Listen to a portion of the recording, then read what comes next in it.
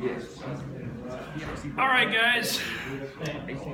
Start talking about hogs and grain. Let's start off with the grain since it's kind of fresh in our mind. Of course, a courage call for a producer, at the same time, we'll want to be looking at calls, which are more normal for us for feed costs. And when we do it, because it's a call and we can walk away from it, we're probably going to be pretty doggone aggressive, like 100% type aggressive on corn and soybean meal. We probably want to put it with because we can use, we have the ability to use short dateds now, we'll want to put our hedges where they belong. So, for example, let's say, keep it simple, let's say we buy corn, we want to do it on March 1st, or Feb 1st. So we would want, no, let's not use that, because there's only a couple weeks left. Let's say it's mid-April, like we talked about. You'd be looking at a couple weeks to expiration on May calls, so we wouldn't mess with them. We'd probably start with July. So the corn that you'd buy or you need to buy, I want to keep it in the right months against where you're going to buy it. Okay. So if it's old crop, we need to keep it against old crop. New crop, we keep it against new crop. You're talking about both sets, 15 and 16 crop here. Yeah. Oh yeah. Not only the current marketing year, we'll be looking at 16, 17 as well in terms of feed. Hopefully, we walk away from these things, and I'm not opposed, as opposed to an outright call, again, I'm not opposed to the idea of a short put, long call and making it revenue neutral. The only problem is you guys know that's marginable on the way down, and if that's something you want to stay away from, then don't do it. The other issue is when you're talking about going all the way out to 6th September, September 2017, what looks like a good low point may not be so good by then. Anything can happen. So we may be living with prices that we don't like if we sell puts that far out. Okay, so we may want to do a mixture, maybe do the old crop and do it that way, and maybe new crop stick more with the short dated. Just have to cross that bridge when we get there and see what costs are. One of the problems right now is the cheaper grains get, the less they give you for puts. Because obviously the closer you get to zero, the less risk there is. The best thing I ever saw a guy do, he called one day and said, I want to buy 100,000 bushels of oats. And I go, okay. I heard, can I ask why? Because he didn't trade oats. He said, they're at $1. I go, yeah. And he goes, most I can lose is $100,000, right? And I said, yep, that's the most you can lose. I think he sold them for $220 when it was done. So, yeah, not to that extreme, but yeah, that's kind of why puts don't get, you'll start seeing them really take the air out of the put premium, especially versus the call, because you got more chance to go up and down given a certain price closer to zero. So that's the other reason you start saying, okay, if I sell this put, they're only giving me 4 cents. Do I really want to trap myself out to 2017 for 4 cents, or do I want an unlimited low? Those are the questions you have to ask at that time of yourself. So I don't want to answer it today, but that's the pitfall of selling puts when you're in them. Now, a year ago when you're staring at $4, yeah, you sell a $3.50 put, buy a $4.50 call or something like that. Yeah, it makes a little more sense then, but because you're getting a little more premium for it. Timber's a pretty good premium for new crop versus spot. Is that an inappropriate amount of premium? Is that too much to pay? For what are we talking? New crop corn versus spot corn. Oh, just the futures? Yeah. That's fairly typical. Usually a corn is a carry market, especially when you have supplies to carry. So no, it's not atypical at all. It's pretty standard. Meal, obviously, I'm less enthralled with meal's rally potential versus corn. Doesn't mean we're not going to protect it. I just think that it's the reason I'm not talking. It's not the lead that we're leading with today. When it's time to buy corn, we'll get our meal options bought as well. Now, the difference is we don't have the short dated ability that we do, so we'd probably be looking at something like a December and split the 2 years. Just put them in the December for this year and for part of next year. So. And I would be more inclined, because we're going to be buying a lot of time, that would be one of those, if I wanted to sell puts, I'd probably want to do it there because all the time we're going to be buying on the December options. So any questions on that with feed? I mean, you guys sat through the whole spiel there, so we should be relatively clear there, but I don't want to go into the growing season naked. We've been sitting on our hands. It's been the right thing to do, but that doesn't mean we're being inattentive. It just means we're purposely not in the market. Okay, but that's going to change pretty soon, certainly in the next 2 to 3 months. We're going to have to start looking to lock down those feed margins. If we are buying physical corn right now, should we take a position to not own that corn? You know, first of the year, guys are calling. Well, that's a tough one. I mean, I'm sitting here telling you that I think we could go to 320. Okay. So I guess I'd have to say you should be hedging it up until we decide. Now, when the day comes that we start buying calls, if you've got short hedges on, then yes, certainly we'll want to lift those on the same day, because that's the signal that we think time and or price are right to no longer be short. So, yeah, I probably would right now. There's just too many unknowns. Moving on to the hog side, things appear to be brightening up a little bit. We didn't meet because of the holidays regarding the hog and pig report. Pretty close. They're getting pretty doggone good at forecasting what the government will say. It doesn't mean it's true necessarily. As we saw the last hog and pig report, they had to kind of make some revisions to explain a few extra hogs. And I will kind of preface the whole report by saying, if the report's accurate, it's a good thing for hog price appreciation between now and into the good seasonals, April, May, if it's right. Right now, the market's focused. They're going to be watching this kill like hawks, because we've been running 8% above a year ago. And as we go through, if you start looking at those categories, over time here, we should be running closer to, and finally maybe a little bit at or behind a year ago as you get into the lightweight pigs. And if that happens, I think it's going to be somewhat supportive. We're starting to see probably the biggest thing I pulled out of that report was the pigs per litter, right back up. PED in terms of pigs per litter is gone. So you have to watch these sow numbers real close, because we're back to peak efficiency again in terms of the pigs we're getting. So any slight increase in farrowings would be negative, obviously. Positive to supply, negative to price. So if you look, there's a chart at the top on that back page there I wanted to point out. This first quarter, represented by the blue, all looking at this set over here to the left, you see the jump in Jan-March over a year ago. That's the largest, that difference between the dark blue and the light blue, which is last year and this year. And if you look at that difference for the rest of the market year, the next 3 quarters, you can see that after this quarter, we start running very close to year-ago levels in terms of projected numbers out there, which will be somewhat supportive, the fact that we're not really increasing. And again, this is all on the USDA being accurate. So that first quarter, we're going to see our largest increase compared to 2015, although substantially less than a year ago. Last year, we saw a huge jump, which is from the fourth quarter to the first quarter, because we were coming out of the PED numbers, and that's much closer to average this year. So right now, everybody's watching the slaughter real close, all I can tell you. Next 30 to 60 days, it should start coming in closer to 2.3 million head a week, which is about 100,000 below what we saw in December. Packer margins are pretty strong. So in terms of them paying up a little bit, we're seeing greater than average premiums right now, February futures over the cash index.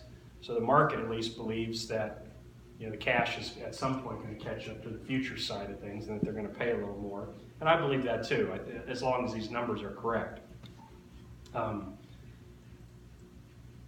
One of the problems we're going to fight this year is, we're talking about pork production up about 1% for the year in aggregate, but you're looking at beef up about 4%, poultry up about 3%, and you're doing that in an environment where overseas we're not as competitive as we were last year.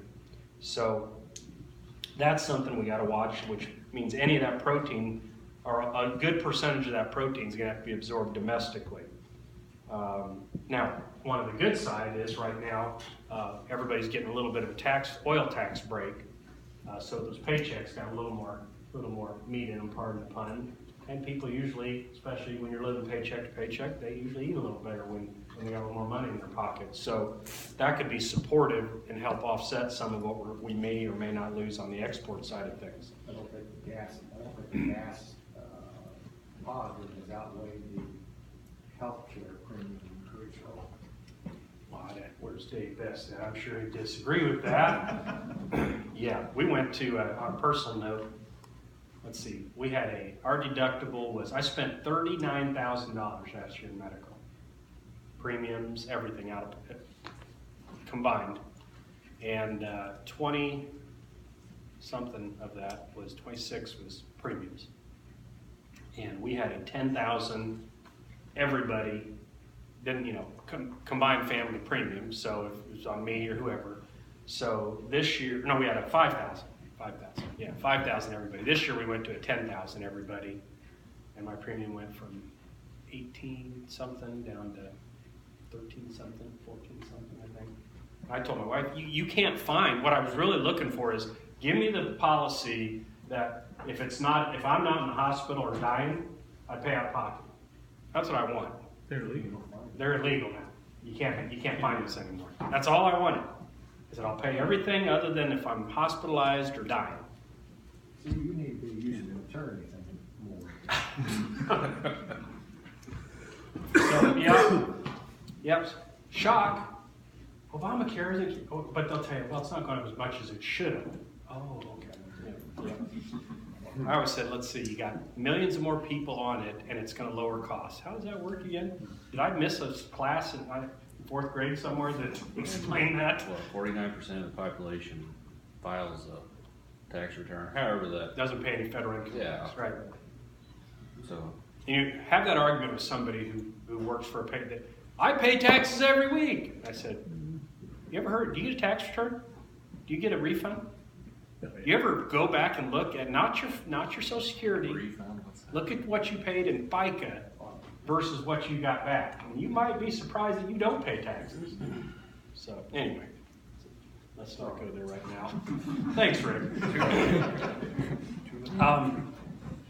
Chris, you don't want to see that. I put Chris Hurt from Purdue. He thinks you're looking at about an average of $4 a head loss for the year. $16 a head in the first and fourth quarter, and then of course averaging out, not as bad or even a little better in the second and third quarter.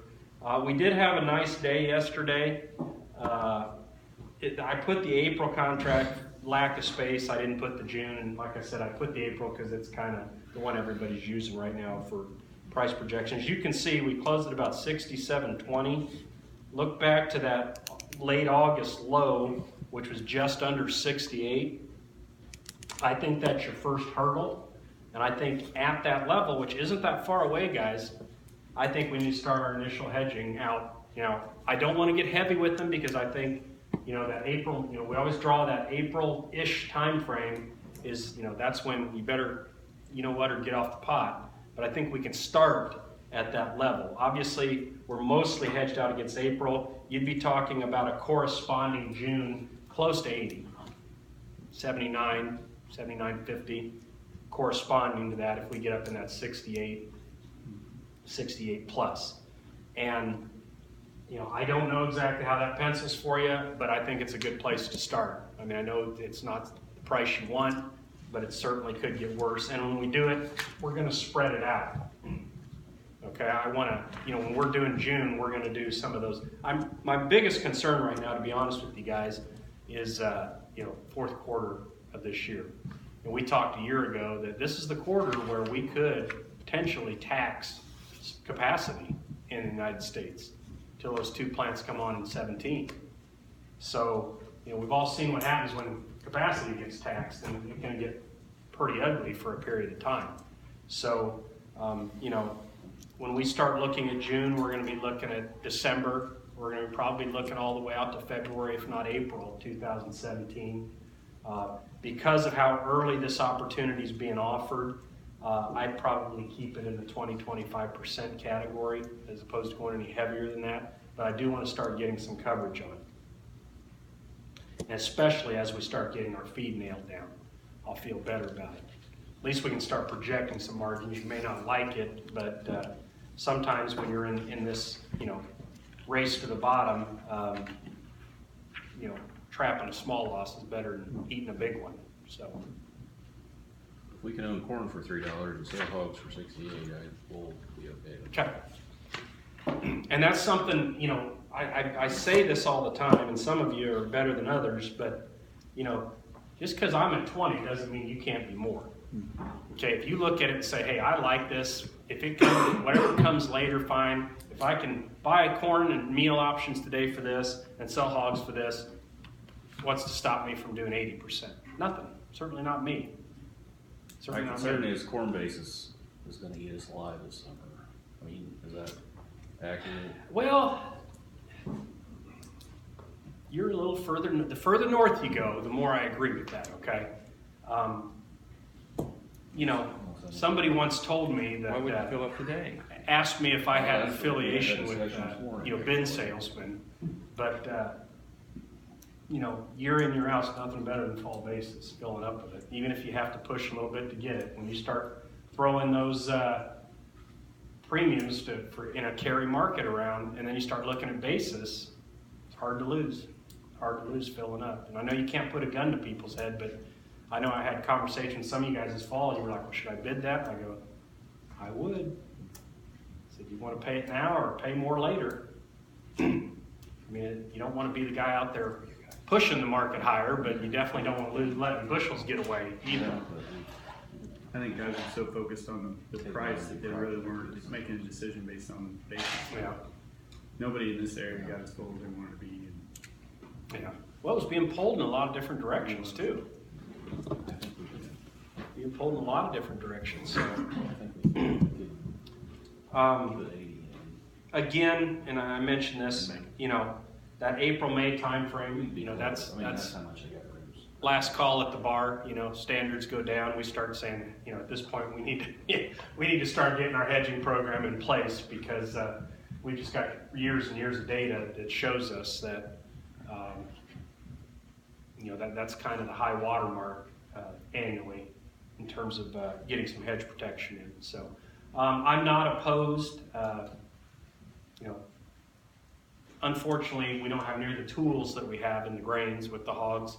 So when you start talking about way out in the future, I'm certainly not opposed to a long put, short call type strategy in place of futures that gives you some upside. I think in the past we've looked at some where we'll sell a put a couple dollars out of the money buy a put a couple out, or sell a call 4 out, or 4 down and 6 out, or something where we have.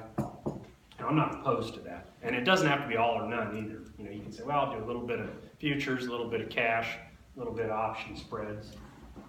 But we're somewhat limited when it comes to the tools that are available to us. So, straight option purchases when you start getting out in the future get pretty pricey, just being outright long, without offsetting some of the costs. So I'll tell you what I told the grain guy. I think you guys have an opportunity to make money. This $4 average, that's for somebody who just falls out. I think we're a little better than average, I hope. And I think we're going to make some money this year. We just have to be, again, when it comes, that's why I opened it up when I said with grain buying, when it's time for you guys to start looking at grain calls, I'm talking to September 2017, and I'm talking 100%. Just take that's off the table now. That's where we're at. We know what our no worse than prices are. Certainly give us the ability to do some marketing on the hog side once that issue's put to bed. Heard a few, I don't know how serious it is. You hear this every year and I never know what to say. A few more instances of PRRS than normal, it sounds like. I said a long time ago, and me being a dummy, one of the legacy of this PED is a pretty good kick in the pants on our biosecurity measures. And I thought long term, what we learned from that is gonna make our efficiency even in our, birth rates all even better, and judging by that last hog and pig report, it has. But I've heard some of that, and I've heard it from, various places, but you hear it every year, and I never know what to say. I've heard a lot, it's been a lot worse in the last 2 months from what I normally hear, so. Are you hearing more locally or regionally or? Regionally, the big systems, I think are full of it. I think weather has been a problem. Mhm. Yeah. 50 degrees and light rain is horrible. Is it? Okay. As far as Well, now, finally we've stopped that, but Yeah. to this point, of course, this is supposed to be good for PED though. Right? The cold. Yeah. So, it's always something, right? It's always something. If you look at some of the voluntary herd health reporting things, they've got a lot of numbers in them, because I hear some of the same anecdotal stuff, but there's nothing on the charts that says there's any nationwide problem at Right. all. It's just Yeah. kind of peter along. I was hoping to see some. Yeah. Well, like I Some said, problem. I've just heard rumblings. I haven't heard it on a national level where it's any more than it normally seems to be. So I guess to sum up what I wanted to talk about today, be ready to get your grain hedges in place sometime in the next 2-3 months, and be ready as early as the next few hours and days to start looking at some hedges all the way out till even April of 2017. At this point, I want to spread them out, and I'll tell you the reason why is, first of all, the market's, discounted like it always is out in there. Second of all, the farther out you go, the less you know. And, if you look at what the USDA is telling us, guys, it appears we're being pretty responsible as an industry in terms of expansion, keeping things from getting too far out of control. But I do worry about that fourth quarter of next year in particular. And it may require at some point some special marketing in terms of, we may be X%, and then in that fourth quarter, just boom, get super aggressive in terms of shackle space. Maybe when you start looking at the whole picture, say, I'm going to go 85% in the cash side for fourth quarter, and less so in these other quarters, because that's the one I want to make sure I've got a guaranteed place to take these hogs. That may be worth doing. Average it out. Yeah, you're not doing that much, but you'll be concentrated in that quarter as far as cash versus futures or options. That may be prudent. Other questions? I'm not mad at you. I got to run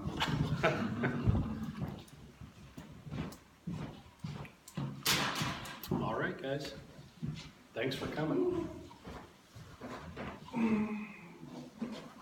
Take some food home with you. I should have. You guys, please clean out whatever's left. It's paid for, so take what you want. In fact, Karen, I think last night she got a box or something, or plates or whatever. Grab something, take it home to the shop. Order one.